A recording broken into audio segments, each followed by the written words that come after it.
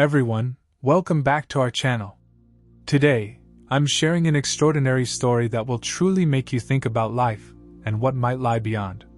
It's the near-death experience of Scott when he almost died from a car accident, and it's a story that's both deeply personal and incredibly powerful. Let's dive in and explore what Scott saw, felt, and learned when he crossed over to the other side and came back to tell the tale. And don't forget to like and subscribe, as it means the world to us. It was a sunny Saturday afternoon. I was with my mom, Karen, and my 9-year-old brother, Graham.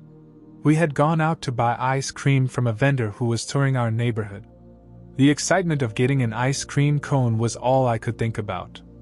As soon as I got my cone, I darted out from behind the truck, probably a bit too enthusiastically. That's when it happened. A passing motorist couldn't stop in time, and I was struck. The impact was sudden and intense. I remember feeling like I was being punched by the car, and everything around me went into slow motion. My body flipped through the air, making 3 complete somersaults before I landed 25 feet away from where the car hit me. From that point, things changed. I felt myself lifting out of my body, watching everything from above. I saw my mom running over, cradling me, whispering, "I love you," repeatedly. It was surreal. I was there, yet I couldn't interact. I tried to call out to Graham, to my family, but nothing came out. It was like being invisible, unable to reach out or make myself heard. As I observed the accident and its aftermath, I felt no pain. Instead, there was this overwhelming sense of disconnection. But then, something shifted. I found myself approaching a dark, vortex-like tunnel. It felt like a tornado lying flat on the ground, ominous and powerful. In front of me stood a figure that I can only describe as the devil. He was grotesque, covered in rotting flesh and sores, and his voice was deep and raspy, saying, "You're bad." I was terrified. It felt like he was trying to pull me away from something good. Despite the fear, I held onto my faith, believing that God was with me.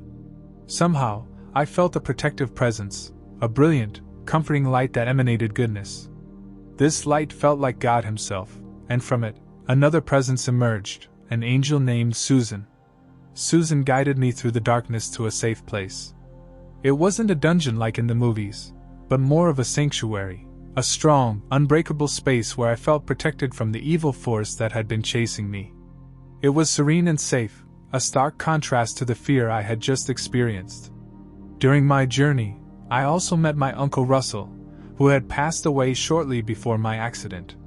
He was wearing his bedclothes, and he told me not to worry, that everything would be okay.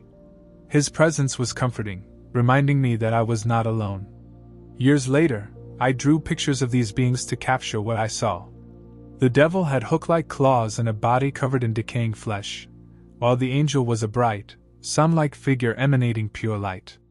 These drawings serve as a reminder of that intense experience and the protection I felt.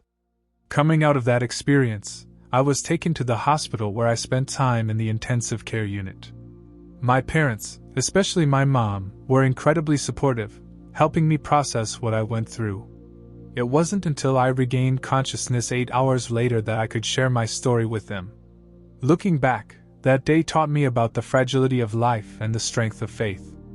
Even as a child, I felt a connection to something greater, something that protected me when I was at my lowest point.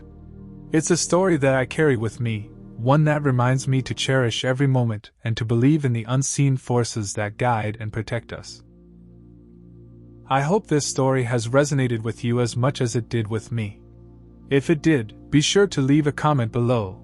I'd love to hear your thoughts, experiences, or any questions you might have.